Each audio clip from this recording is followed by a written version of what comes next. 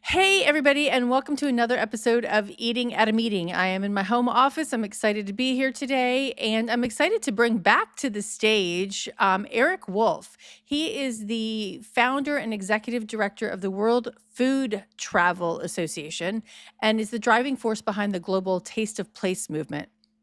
For more than 25 years, Erik has worked with destinations and governments and hospitality leaders around the world to position food as more than a meal, which is what I talk about all the time. Food is more, but it has identity, it has culture, it has a competitive advantage. And today, Erik and I are going to talk about what that means for meetings and destinations, hotels, and the way we design food and beverage experiences at our events. So, welcome back to the show, Erik. Thanks.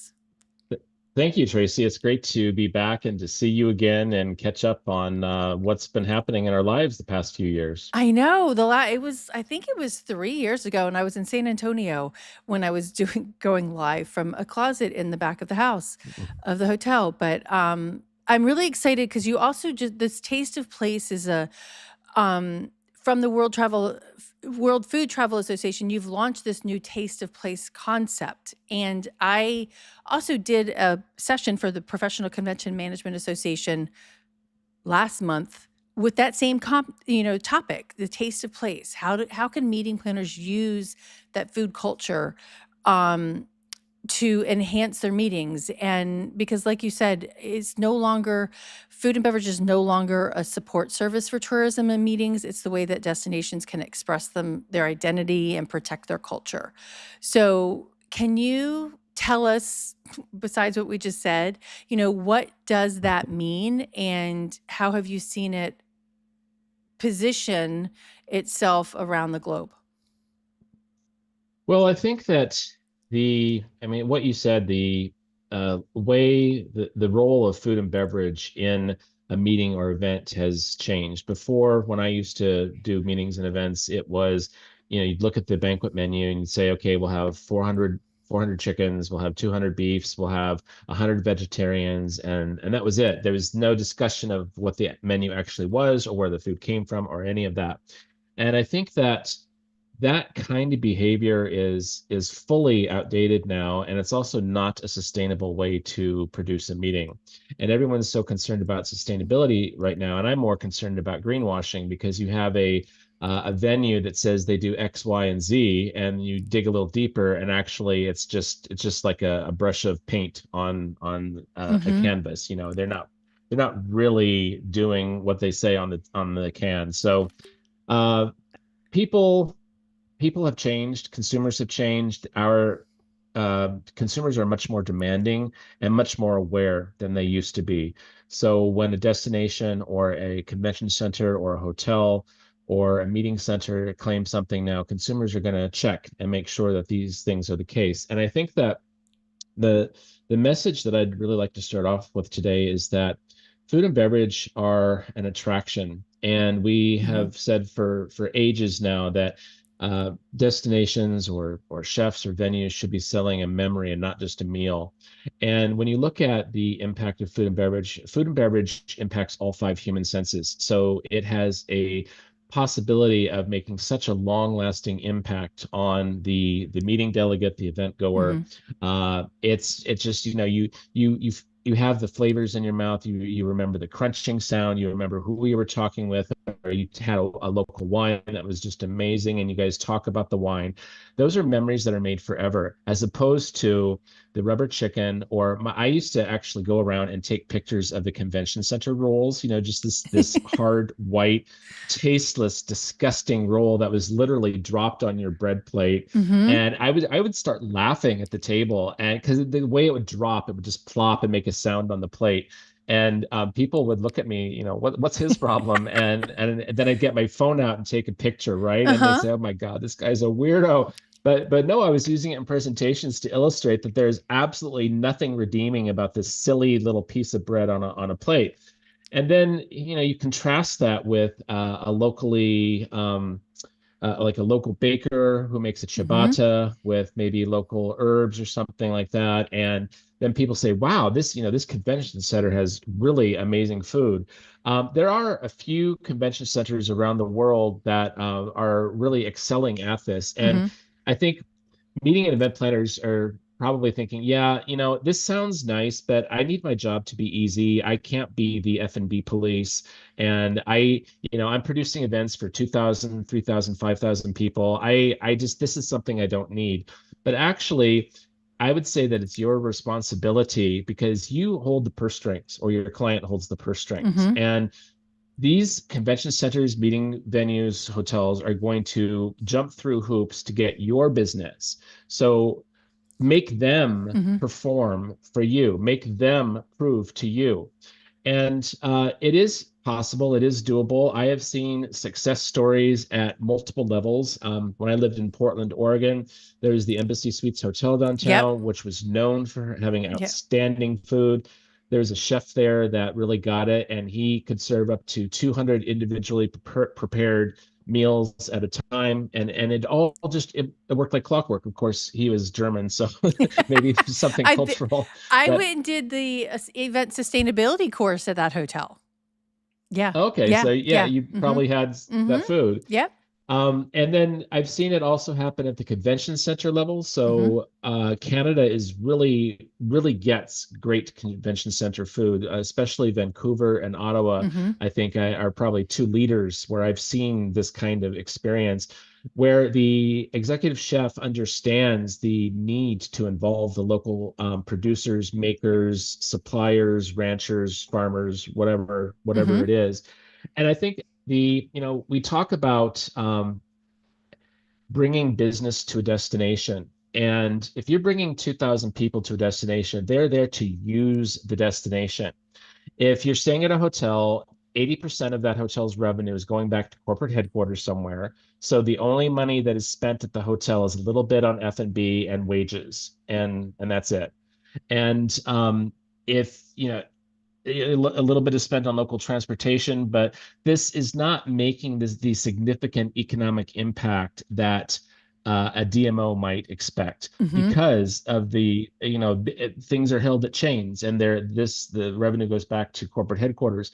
However, if you insisted that local suppliers were used, then all of a sudden that money is going back into the local community. It's going to the rancher over here, and it's going to the fruit Mhm. orchard over here, and it's going to the cheesemaker over here, and to the chocolatier over here, and it's going to the brewery down the road. And that money is being invested back in the community. And that you could look at your event or your meeting as a tool for economic development in the community, Mhm. as opposed to something that's coming in to use and abuse really the community and leave nothing but trash behind. Well, and this has nothing to do with food, but somebody posted a picture the other day of all of the canvas bags that you get. It was just piled, and that's just the trash that's left over from an event. And we don't see that. We just come, like you said, we come in, use it, and leave. And we don't see that what we have done is not necessarily develop and provide, the community anything. We've come and used and abused and left. So I like that you said that. It's Yeah. It's true. It's unfortunate, and I think that I've worked with so many DMOs around the world, and they ask for you send an RFP to, and you get different bids back from Mhm. different DMOs, and I think that meeting and event planners should actually put a whole section in the RFP about F&B. Mhm. What local suppliers are you using? How does your event support the local economy with Mhm. regard to food and Right. beverage? Mhm. Not just how many local transportation providers are you using or how many hotel guest nights is this, but what is the economic impact of your event on our community? And yeah, meeting and event planners especially for the larger events, have such power in their Hmm. hands to evoke change. Hmm. And that's really what we need is people who care to evoke that change, because otherwise it's like you said, we're just leaving trash behind, and that's not Well, pleasant for and anyone. I mean, and kind of going into that, I mean, food and beverages are number one expense for any conference. I mean, and as you get larger, it gets even more. And with the cost of food and beverage rising, and I know other things are rising, but PCMA and the Events Industry Council all show that food and beverage is the number one expense. And, but it's the thing that we spend the least amount of time on, let alone even asking, hey, are you using any local purveyors? I know that Yeah. Thomas, Chef Thomas at the Hyatt Regency in Atlanta, it's a convention hotel. It's huge, and so he's doing a lot with that in Atlanta and the Georgia community, and using a lot of local providers as much as possible. Like you said, it might not be Hmm. good for a conference of 5,000 people, but I know he's using it in the restaurants and the sundry shops, and he's very proud of showcasing what they do. But it does, and I like the fact that that question is huge. Like, what does your food and beverage provide to the local community, right? How does it support the local community? I love that question, to be able to ask that. But personally, even I'm like, I was chatting with a hotel recently with an event that I'm planning, and I said, okay, so I want our surplus to go feed the community. Well, we don't do that. That's against corporate policy, and we'll also get sued. I said, well, no, your adjacent properties do it, right? Like, not in the same ownership or whatever, but so I don't understand that philosophy. And you get such, you get a wall in some instances of, You get a wall. mhm, It is it's the easy answer, mhm, and it's also the lazy answer. right. And I have been in situations like that before where I've had that said to me. And at that time, I couldn't do anything about it. But before you sign the contracts, you can do Mhm, something about it. right. And the way I look at it is, look, if there's going to be surplus F&B and I want it to go to a homeless shelter or whatever that is, make the recipients sign a waiver that they won't sue you, that this is being provided with, in good faith, Mhm, XYZ, and here's all the clauses. Sign it here, we'll give it to the homeless shelter. And if someone gets food poisoning, okay, we're absolved of that. But where there's a will, there's a way, right. right? Well, and the Food Donation Improvement Act actually protects you from that already. And which was signed in 2021. And before that was the Bill Emerson Good Samaritan Act. So you have liability protection from that across the board.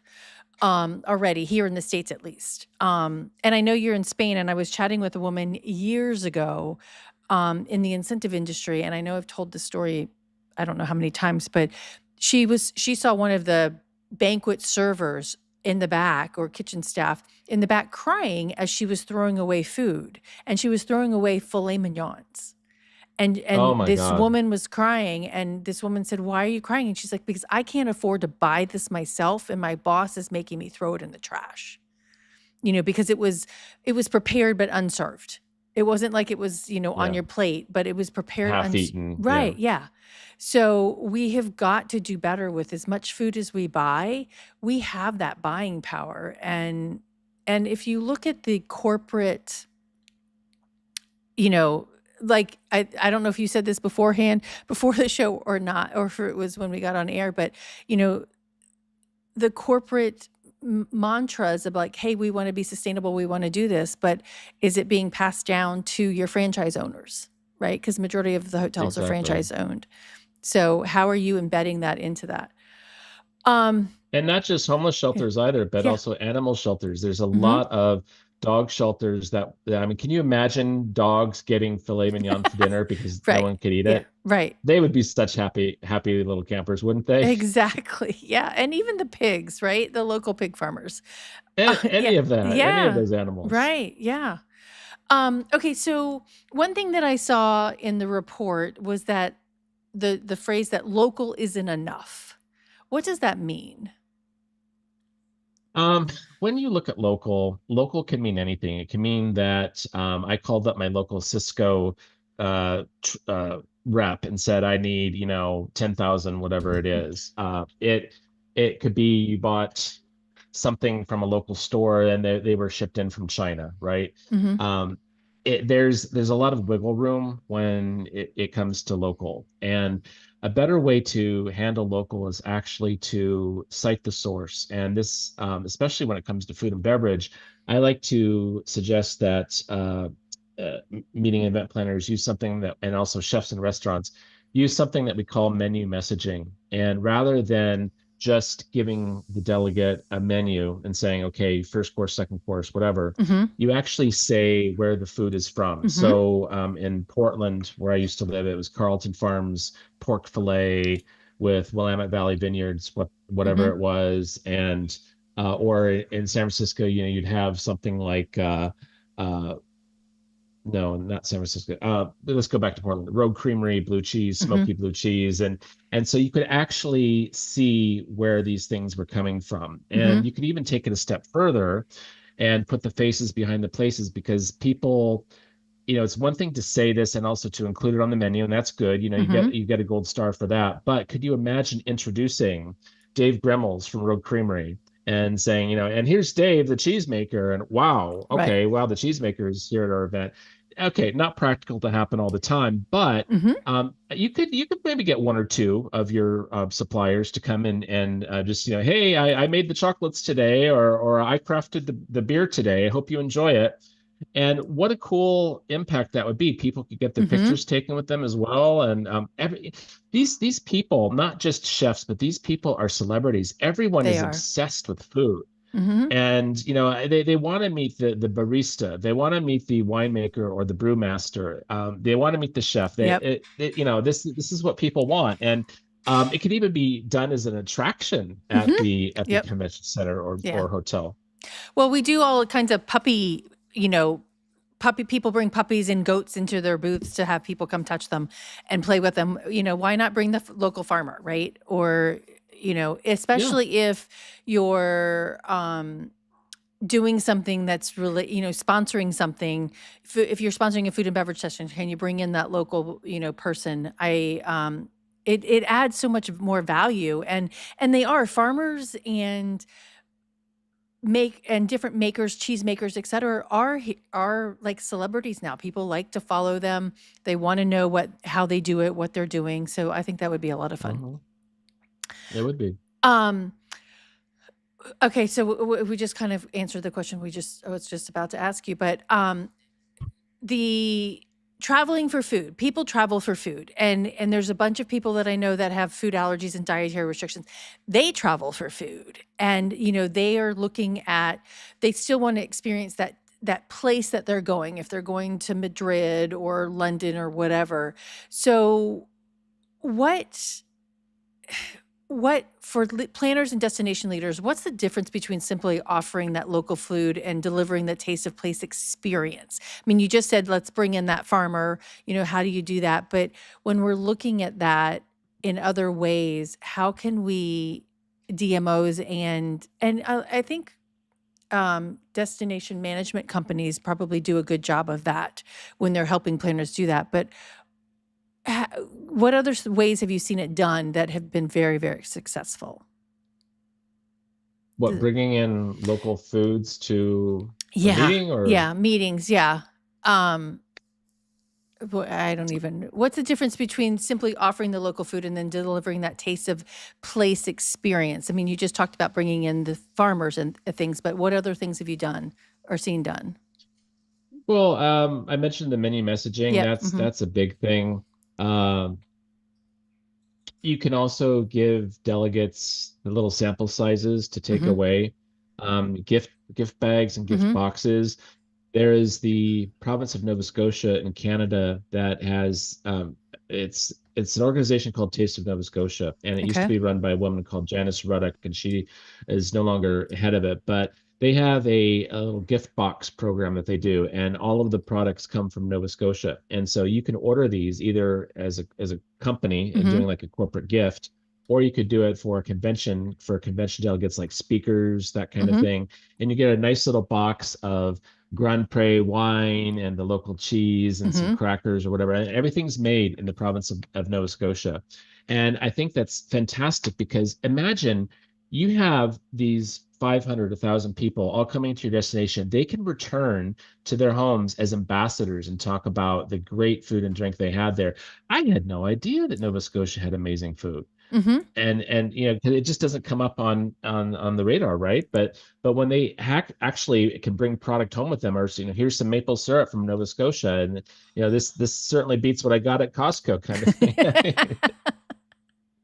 How have you um, seen, or go ahead. No, no, I was just going to say, and then there was another really great example that for the doubters out there, there was the Ontario, California Convention Center, and the guy there, I want to say, I think his name was Bob Brown or maybe Brad something, Uh-huh. and he was not there anymore. And actually, I think I heard he died. Oh. This was maybe 10 or 15 years ago. I Hmm. know, but when I went to an event there, and this is Ontario, California, in between LA and San Bernardino, so Hmm. on the way to Palm Springs. And his thing was making sure that every delegate became an ambassador for the destination and making sure that they had an amazing experience. And Hmm. I have to tell you, the food that we had at that event at the convention center. So here, you know, as 1,000 people, Hmm. it was huge, and the food was outstanding. You know, and it was because he was committed to it. He took it upon himself to personally ensure that all of the delegates had a great experience. And that's all it takes is someone who makes that commitment Hmm. that, you know what, we're gonna do this and we're gonna do it right. And it's almost like everything else just falls in place. How many times have you been to an event where the talks were really good, but the food was really bad? Oh, tons. And that's what you Yes, remember. exactly. Yeah. Or they run out of food, or Hmm. there's not enough servers passing the food Hmm. around, or they run out of wine, or you know, the you had your one drink limit, or something that creates a like a an objection, Right. or like a wall, creates a wall for the visitor that, well, you mean I only get one free beer? Or, well, where's the hors d'oeuvres? I wanted to try the lobster one. Are they going to try the lobster one? And this creates a stress Right. for the visitors. But if you can have great talks or whatever, and great activities and great food, I mean, everyone is united by food, and Hmm. that's really it's part of the genesis for our Taste of Place movement. We used to focus on culinary tourism. That was the Right. thing, and really the word tourism. And then I started to pay attention that, you know what, we're actually, when we talk about culinary tourism, that could mean a lot of different things to different people. Okay. And that means that a destination could talk about like the top 10 dining cities in the United States, Right. which would include Orlando and Houston. And I'm thinking, Orlando, really? And so, okay, so for anyone who's from Orlando or the CBB there, I'm sure you've got great restaurants, but there's a lot of other places I would probably put first before Orlando on that list. And really, what these lists are the top 10 visitor arrivals, right? You know, Hmm. Orlando is a hugely popular destination, and that's why it made that list. But it's not necessarily a place that would be on someone's top 10 list. And then you look at places like Barcelona, which are just fraught with over tourism. I mean, you Hmm. go down Las Ramblas and it's just rife with tens of thousands of tourists on any day. A horrible experience for visitors and residents alike. And I started to think, you know what, we actually are driving misunderstanding in our industry Okay. by talking about culinary tourism and promoting tourism. And we're starting to get away, well, we have been for a couple of years now, getting away from tourism per se. And that's why we're focusing more on culinary culture and culinary heritage. Not only are consumers changing, and we talked about how they're more demanding and also more Right. aware and more knowledgeable, but they also want to get out into the hinterlands. They want to get off the beaten path. They want to take a 2 hour drive somewhere and meet the grape Yeah. grower, Hmm. or meet the farmer, the artichoke farmer, or meet the man who's making the sausage out back, kind of thing. Hmm. This is what people are looking for, and this also helps to solve the over tourism problem. That, you know, you don't fly into Barcelona and spend a week there. You fly into Barcelona, you rent a car and get the hell out.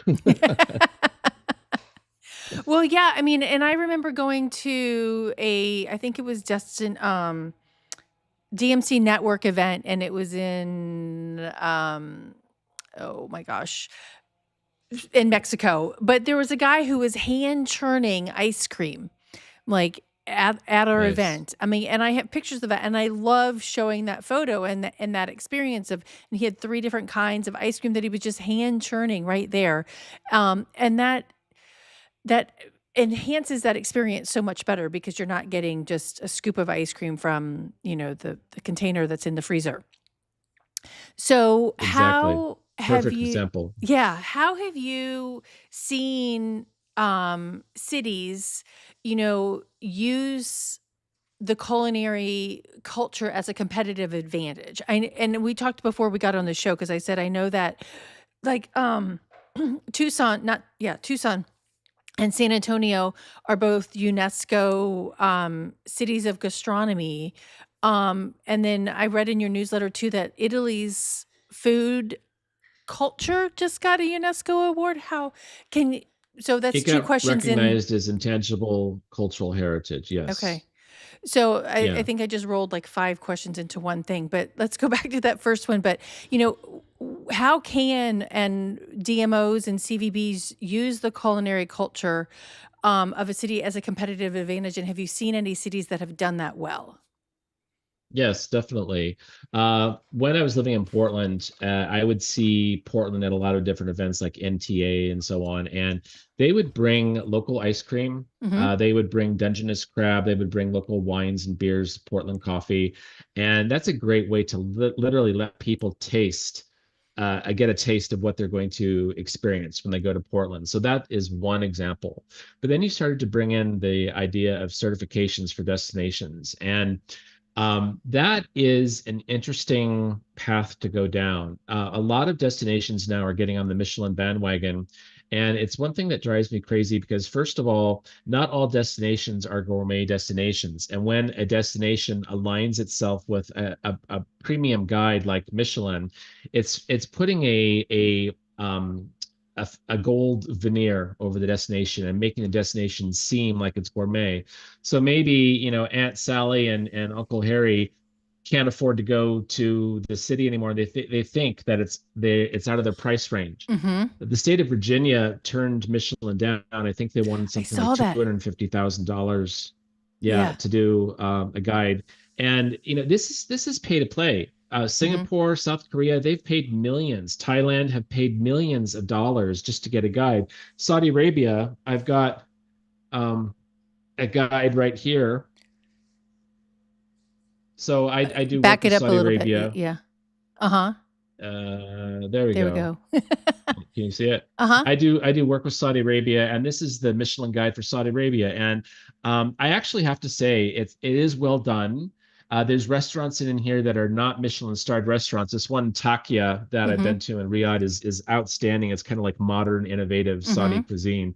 Really lovely. And this kind of thing is helpful, but also it puts the Michelin veneer on things. And what is not being recognized is the culinary culture and heritage.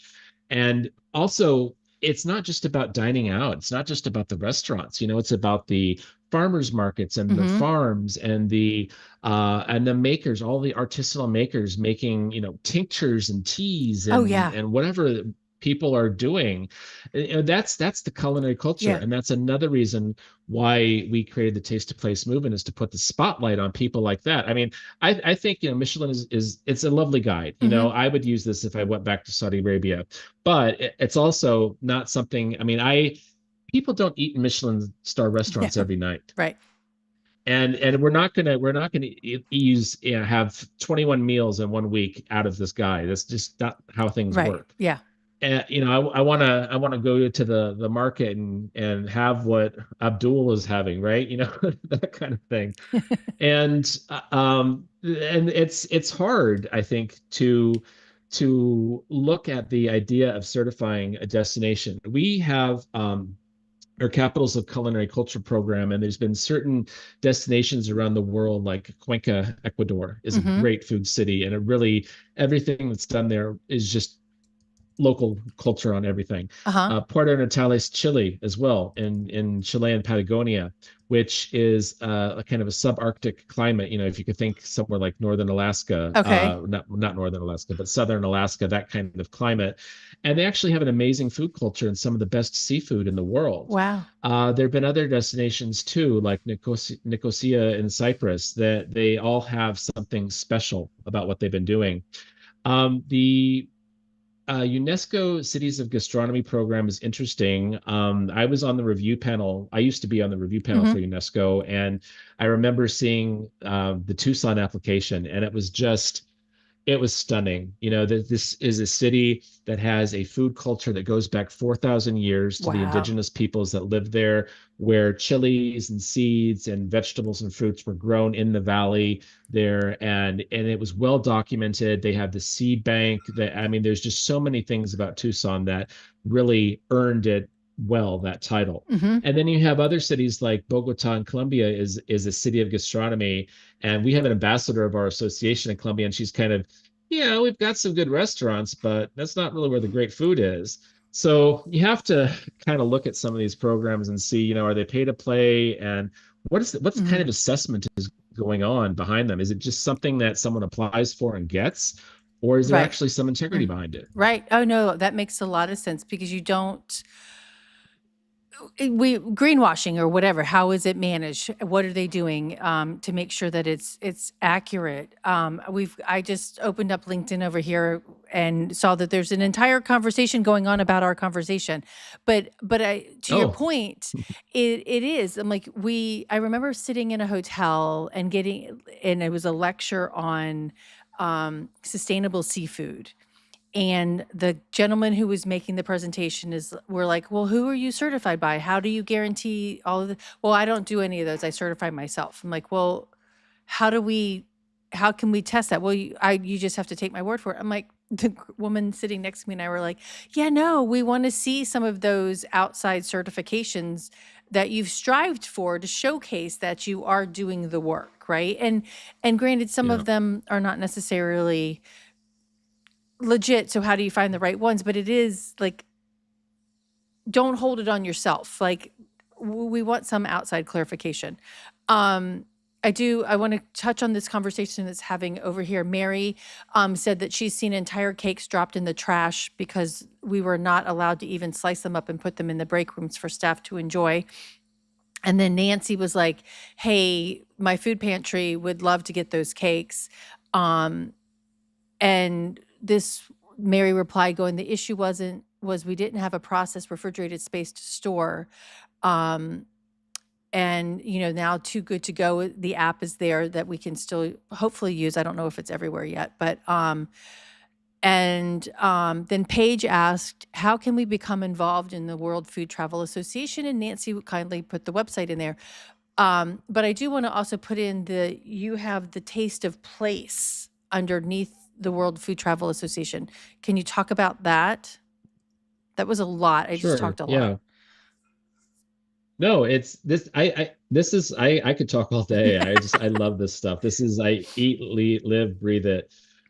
So when I was talking before about how we were stepping away a little bit from the notion of tourism and being part of what I would Mhm. call the problem of getting more people to go to Paris, London, San Francisco, New York for food, right? Mhm. These cities don't need more tourists. They're over touristed, and I kind of I stepped back and I critically evaluated and I said, you know what, we need to focus on the real reason Mhm. that people are traveling, because I don't want to be part of these top 10 restaurant lists. Right. I don't want to really to be associated with that. And that's really when we looked hard and said, well, this is really about culinary culture and heritage.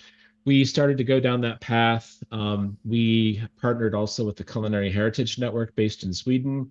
We're strategic partners with them, and they do business certification. So Mhm.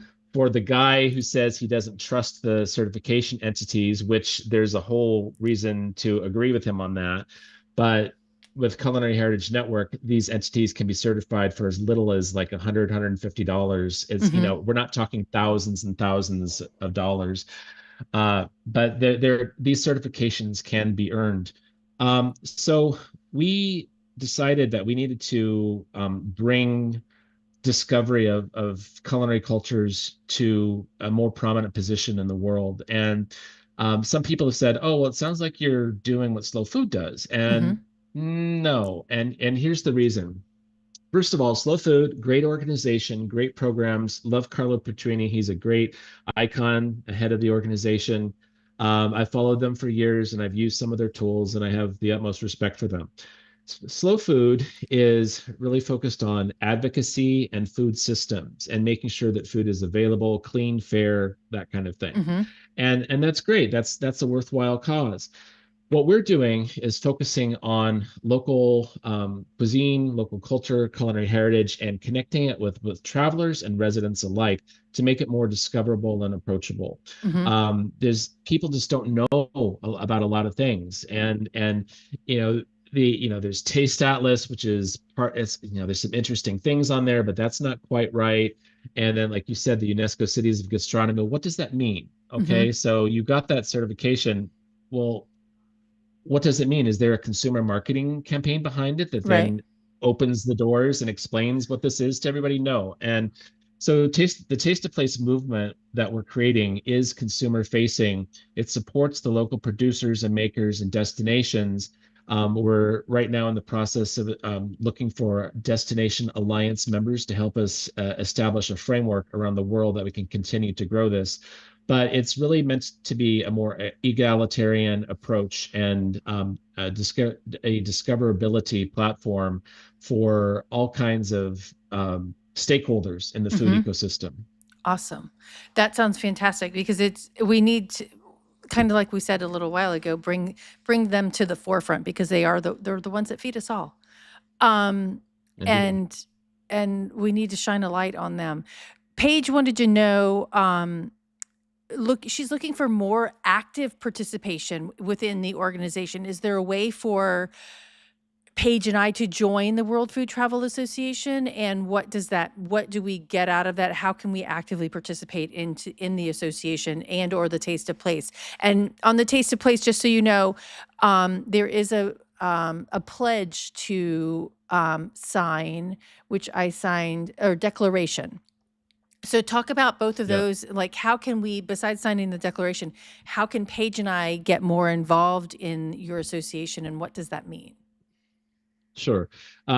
The Declaration for the Preservation of Culinary Heritage is on the jointasteofplace.org website, and that's where we're getting people to really think about their own culinary heritage. And even in destinations that are new, like in the United States, where they might say, well, we don't really have a culinary culture, we're kind of a new place. But no, you do. I mean, look at black and white cookies in New York City. I mean, there's every destination has something interesting and unique. Peach pies from Georgia. But did you know that you can get fantastic peach pies in Phoenix, Arizona, because they have Queen Creek Farms, right? So there's Mhm. something for everyone everywhere. But so you can join the movement. You can also support us with a small donation as a membership to help us do more with the platform. But then we also have an ambassador network. We have about 25 people around the world right now. We do have a woman in Southern California, Liz DeLuca, who is currently our only ambassador in the United States. And if people want to become an ambassador of the association and represent their communities, whether it's a city or a small region, we'd love to talk to you. And that would be an active way to join and participate. We have monthly ambassador meetings. You have a little profile on our website, and there's ways to contribute to, say, the design of the Taste of Place movement. Or right now, we're going to have our very first ever ambassador meeting coming up in this fall in Paris, and we're trying to decide if we're going to do it during the Salon du Chocolat or the International Gastronomy Village, or whatever it's called. There's two big food events, and Okay. the ambassadors are now going back and forth. Let's go to the chocolate festival. I vote for chocolate. I always vote for chocolate. But so, and then we're also bringing in the people from Culinary Heritage Network, so we can kind of cross pollinate and people can Mm. meet each other, because people, they recognize the names that either I've said or people who have been guest speakers, whatever, and they recognize these people, but now they get a chance to meet them in person and to strengthen those relationships. Mhm. And frankly, I would love to have more ambassadors in North America. We have just a Liz right now in Southern California. There's so many great stories. I was thinking like upstate New York. I mentioned Phoenix, Arizona, Mhm. Sacramento, Eastern Washington State. There's no end. New Orleans, all of Louisiana, Mhm. for that matter. I mean, Baton Rouge. I mean, Right. these are all great food places that could be represented and do more with their organization. Right. I see a lot and it's funny because I do go through the meetings magazines a lot, and I'm looking at their ads to see who is promoting their food and beverage. Houston is huge at promoting their food and beverage, getting people to come there, and, a variety of other cities that are doing that. I wanna see who's doing it, but it's few and far between. So it's really like New Orleans New Orleans promotes itself for New everybody knows New Orleans, but there is the, my friend Liz started the food, museum in New Orleans. That's Hmm. not the right Hmm. name of it, but, it's pretty cool, space. It She is cool. I know Liz, and it Yeah? is an excellent museum. Yeah. Yeah, and what was that came from France? It's not tinctures, but it's there's the whole wall of the, um oh my Not god. the absinthe. Yes, yes, yes, that was pretty Okay. cool, Yeah. yeah. So we need to do more of that. Um, one of the things that I also liked, and you kind of touched on this a little bit too, is the communities. You said communities are the rightful custodians of culinary heritage.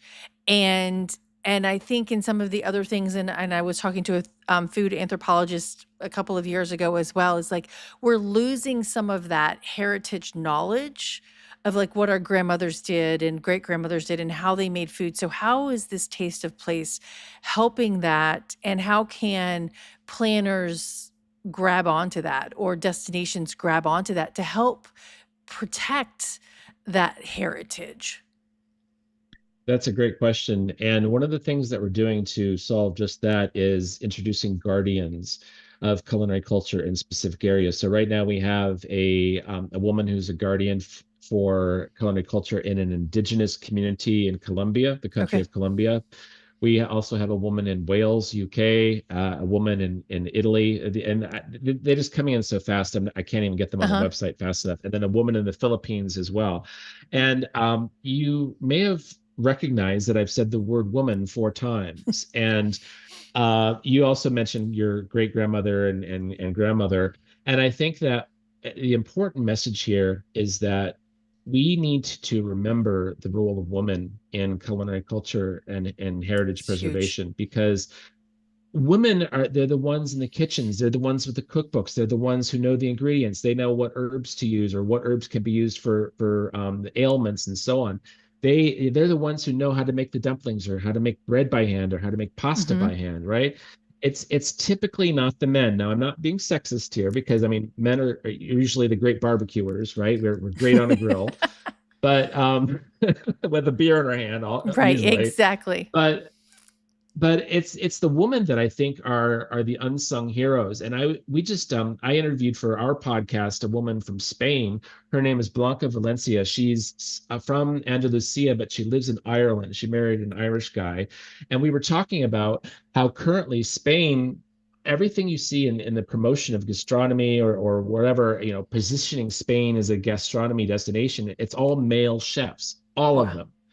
And she said, 40 years ago, this was different. There were cooking shows on TV, and they had mothers and grandmothers who were cooking, showing how to Mhm. make soups and stews and different things. And she said, all of a sudden, it just became celebrity chefs who all happened to be men. Mhm. And it's also part cultural, because she said that men are a little, at least Spanish men, are a little more out there. Like they want the attention, and then they'll go and get the attention, whereas the women maybe are perhaps a little more reserved Mhm. and don't feel maybe like it's their place to challenge. And I thought, wow, that's really interesting. And it's also unfortunate that Right. women should not be playing second fiddle. If anything, I think women should be the leaders of the choir on this, because I Mhm. mean, look at 2000, 10,000 years of whatever of human history.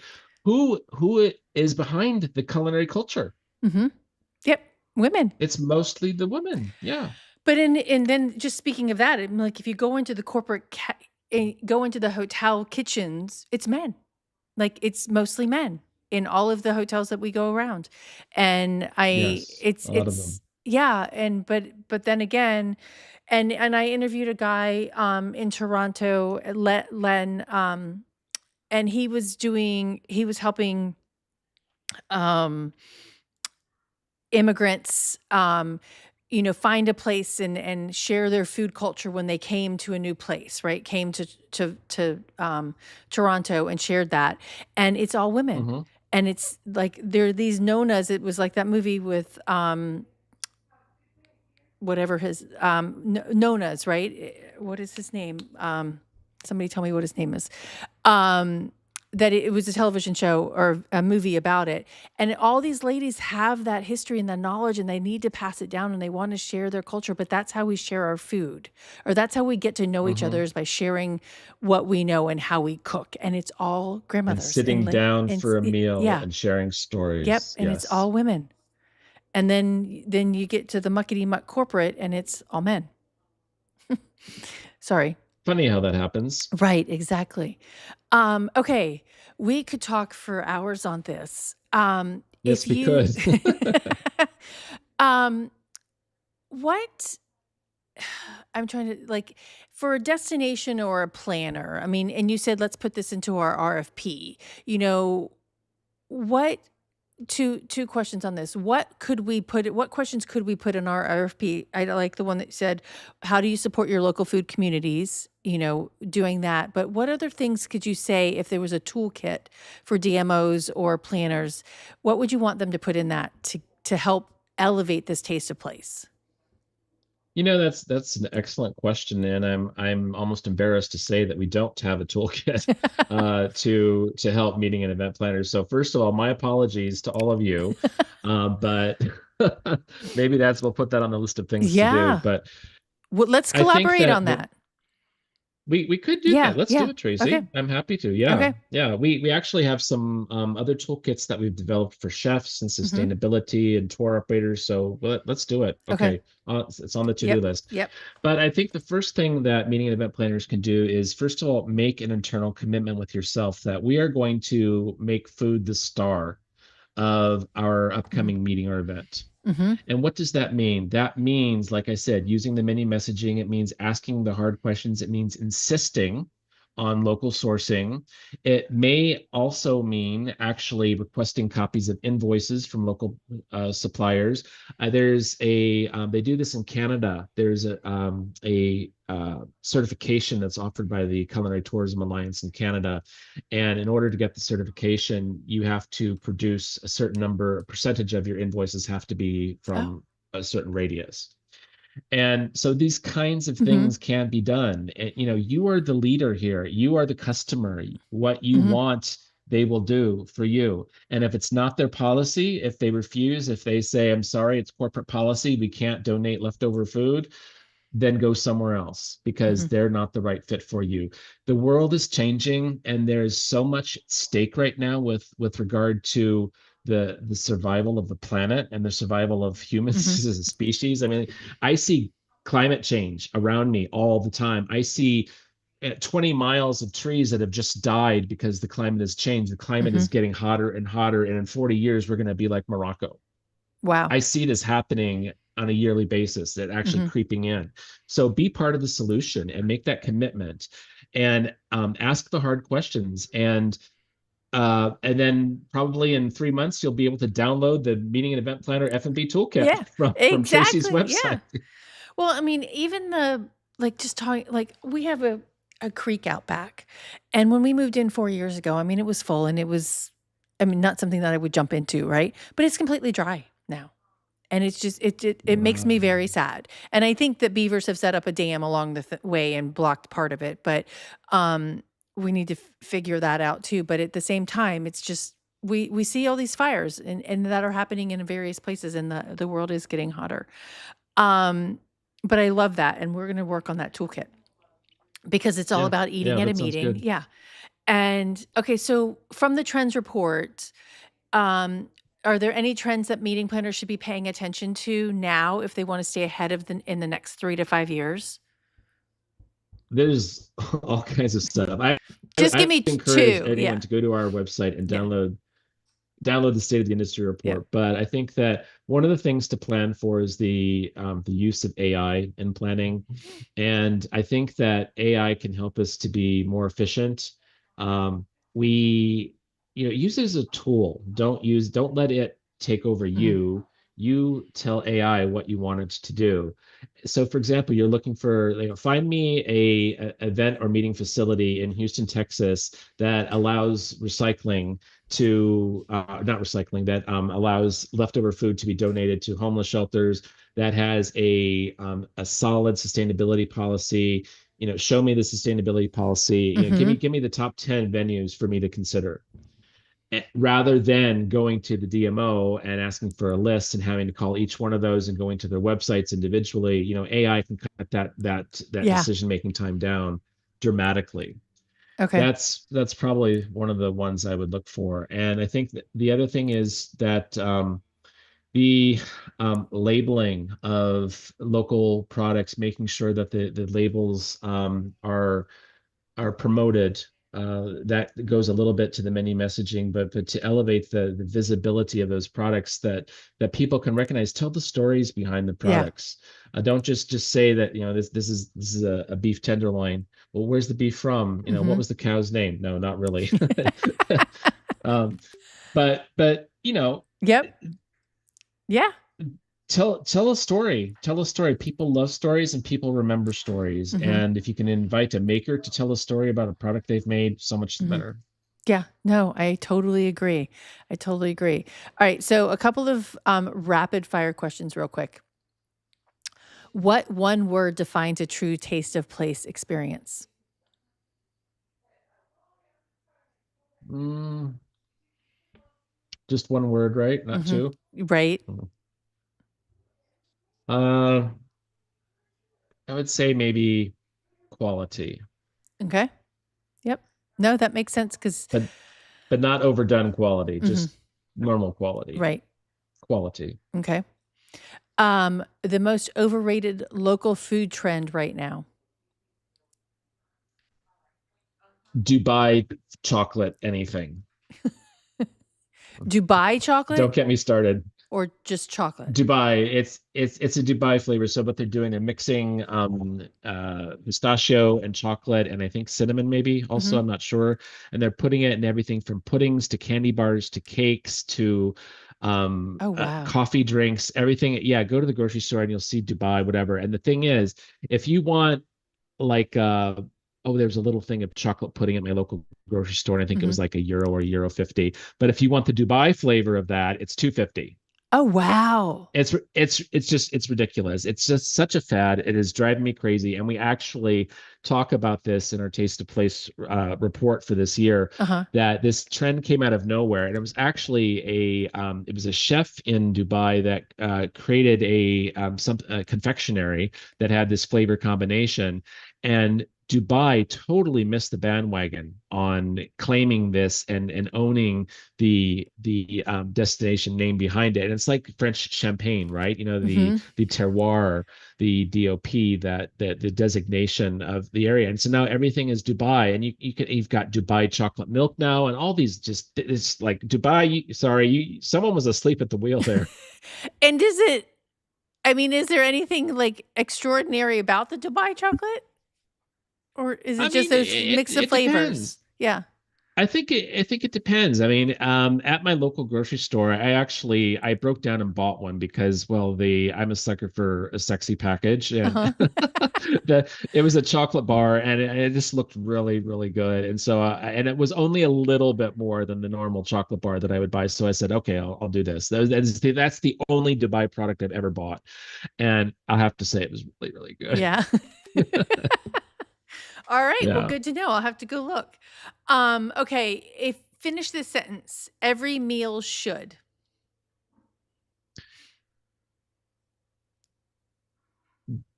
Leave you with a memory.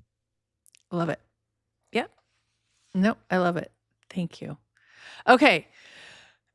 Those We're are gonna fun. I like this those, Tracy. yeah, thank you. Yeah. it's fun to come up with random questions on what everybody's going to do and see what everybody's going to say. Nobody gets the same question except for that last one.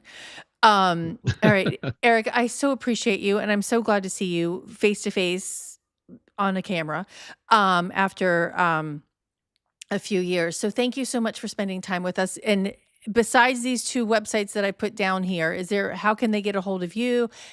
Is the ambassador program application right there on the World Food Travel Org website?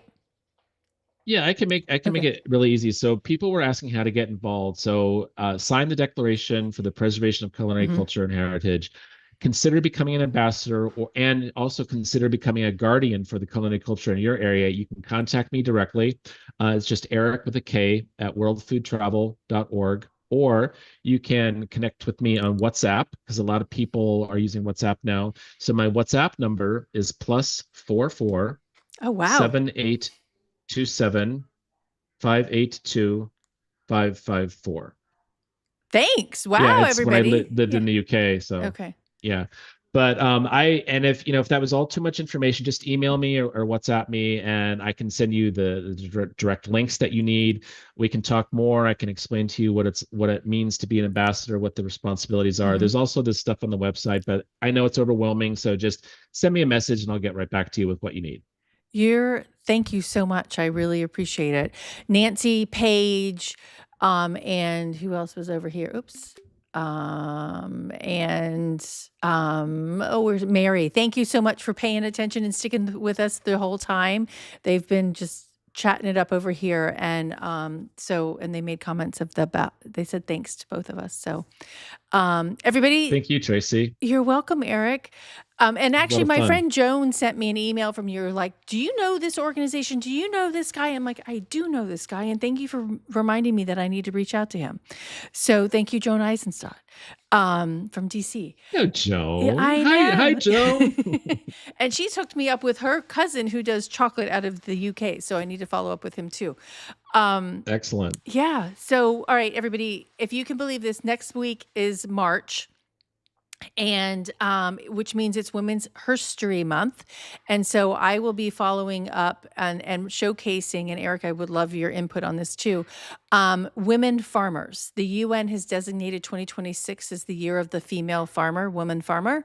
So I am going to be Hmm. highlighting women who are who are farmers and feeding us. So we've talked I a lot love about it. that today.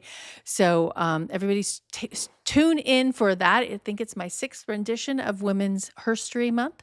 So I'm excited about bringing them to you. So until then, stay safe and eat well. Thanks, everybody. Oops, I got to find my finish button here.